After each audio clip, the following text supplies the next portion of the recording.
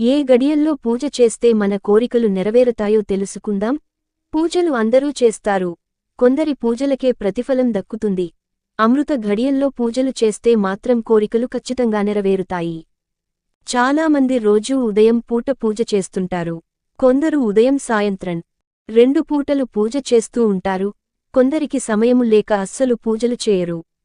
అయితే ప్రతిరోజు అమృత ఘడియల్లో పూజ చేస్తే ఆ పూజకు ఫలితం దక్కి మన కోరికలు నెరవేరుతాయని శాస్త్రాలు చెబుతున్నాయి. ముఖ్యంగా సాయంత్రం ఉదయం 7:20 చేసే పూజ అఖండ పుణ్యాన్ని ఫలితాన్ని అందిస్తుంది. సాయంత్రం చేసే పూజలో ముందుగా అగ్గిపుల్లతో కొవ్వొత్తిని వెలిగించి దాని సహాయంతో దీపాన్ని వెలిగించాలి. ఈ దీపాన్ని నువ్వుల నూనెతో వెలిగించి అందులో ఒక లవంగాన్ని వేయాలి. ఇలా చేస్తే మీరు చేసిన పూజకి ఎక్కువ ఫలితం లభిస్తుంది. మీ కోరికలు త్వరగా నెరవేరుతాయి.